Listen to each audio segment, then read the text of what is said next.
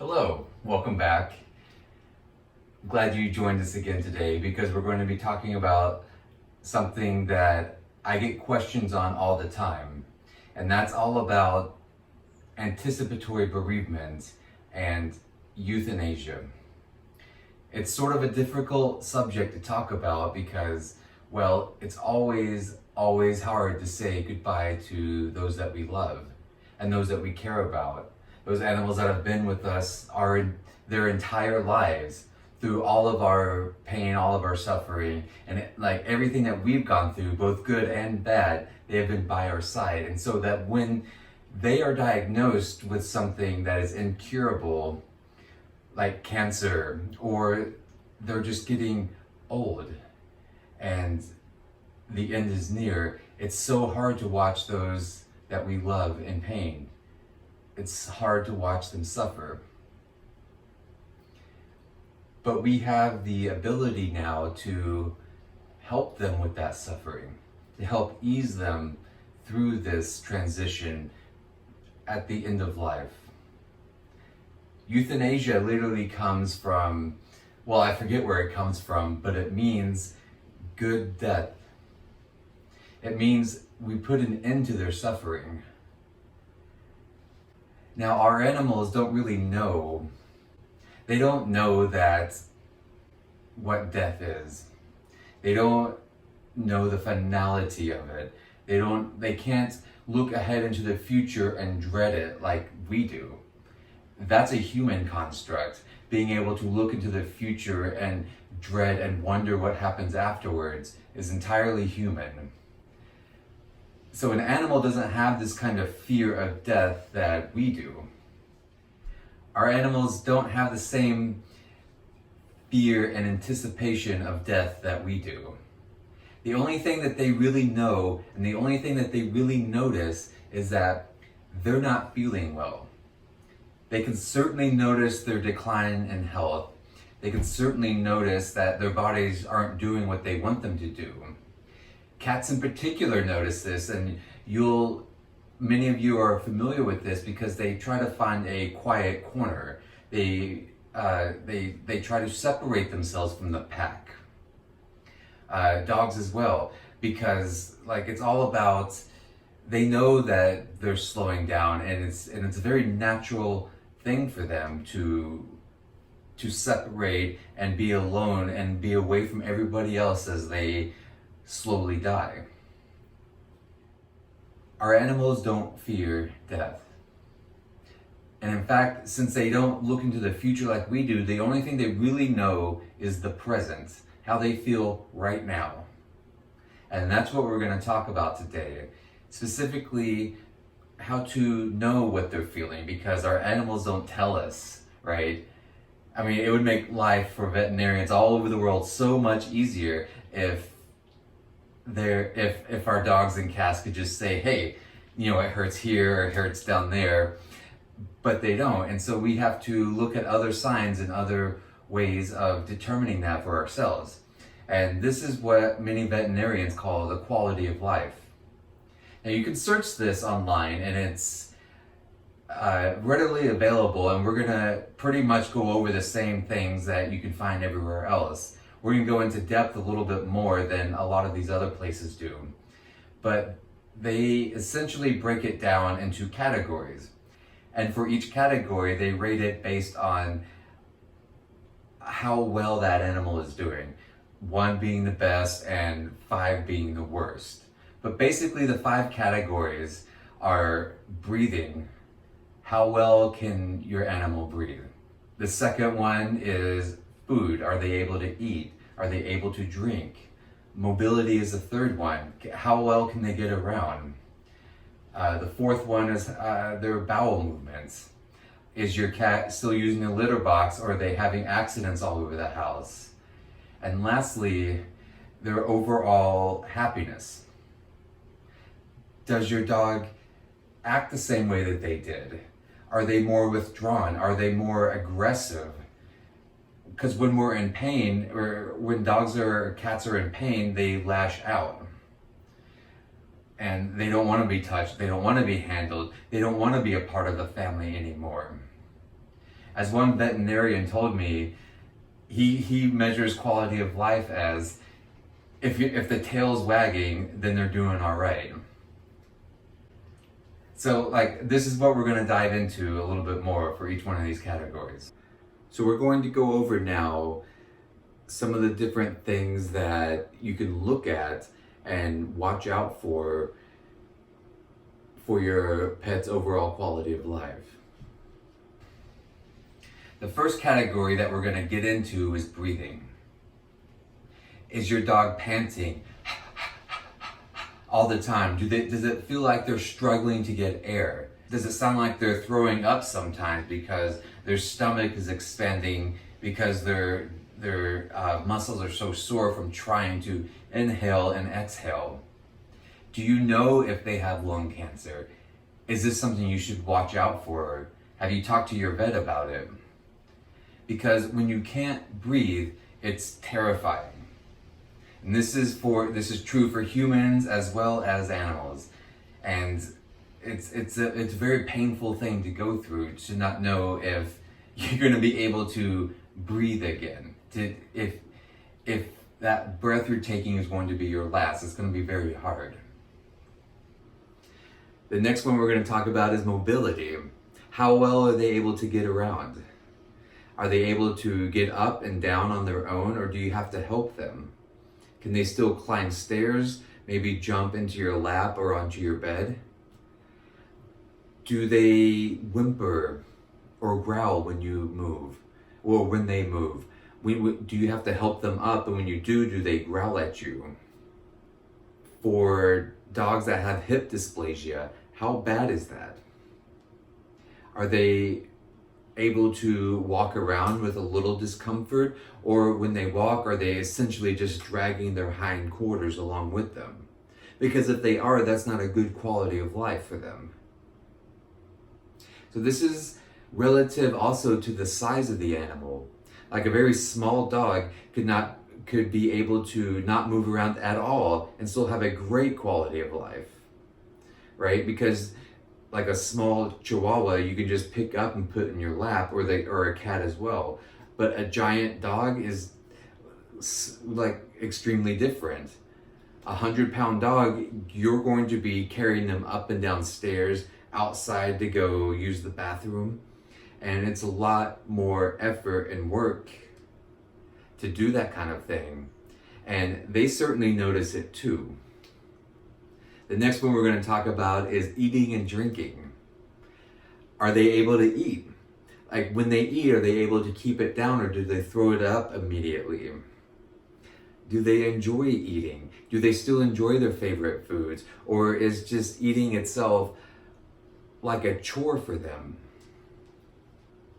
The next one we're going to talk about is incontinence and bowel movements. Do they have accidents in the house? Are they able to control themselves? Many pet owners feel a lot of guilt and a lot of anger, like over having to go and clean up all of this. They feel they're mad because they have to go do it, and then they're guilty because they feel mad about having to do it when they know that their pet is not doing it on purpose, right? And your pet knows this too. If they're soiling themselves in their own beds, they're not doing it on purpose, because our animals have a natural instinct not to do that, not to soil where they sleep. And if they're doing it, they certainly notice it as well.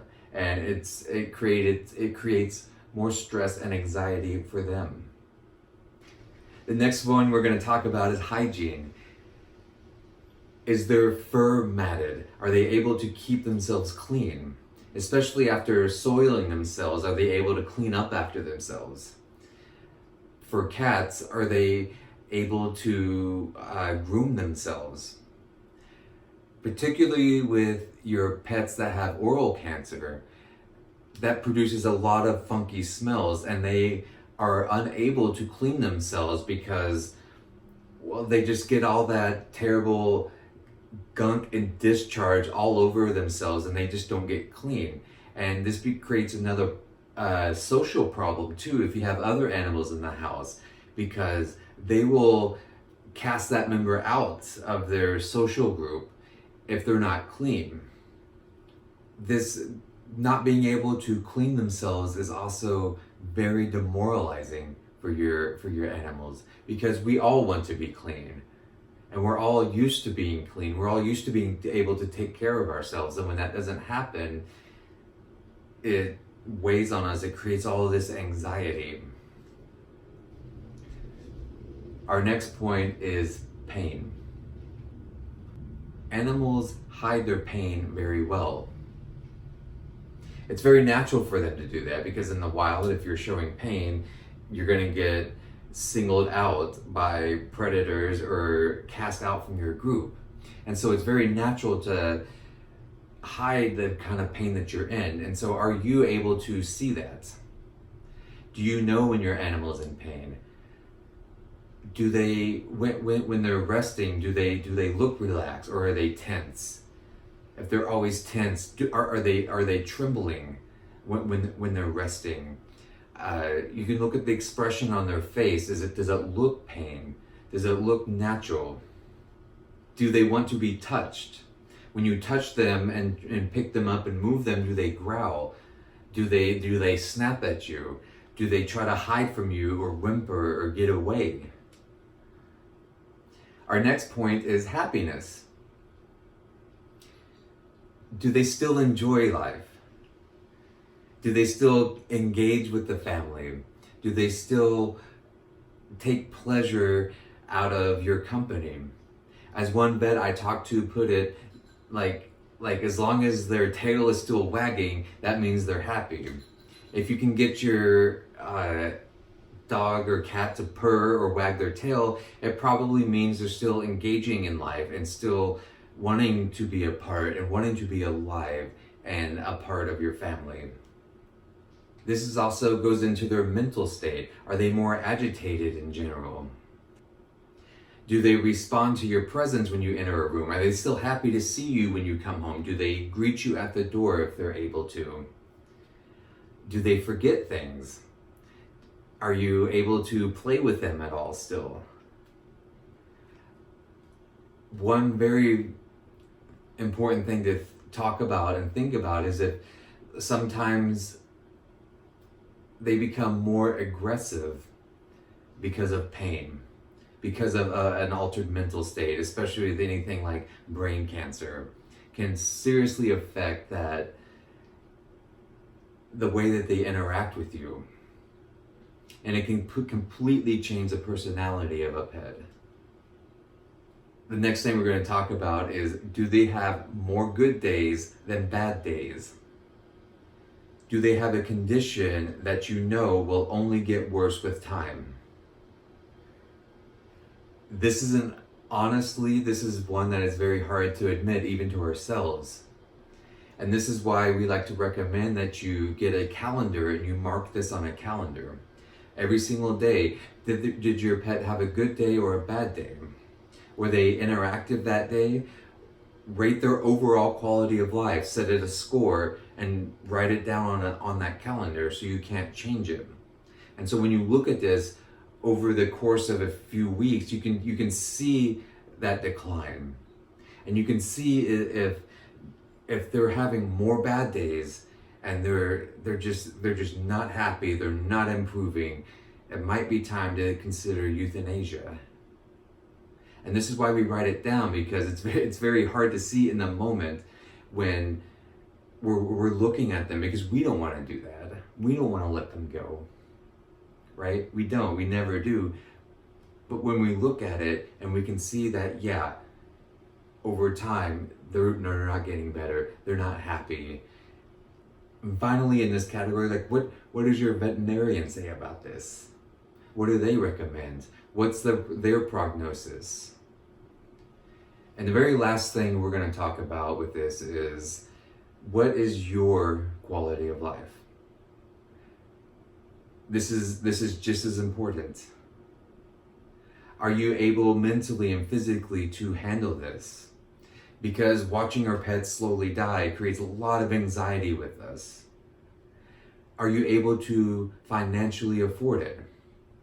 This is a point of shame for a lot of people who can't afford these $5,000, $10,000, $20,000 operations that we need to keep them alive. It's okay not to be able to afford that and to admit to yourself that you can't. That is a very important thing to consider in this. Our quality of life. How are we going to survive? How is our family dealing with this?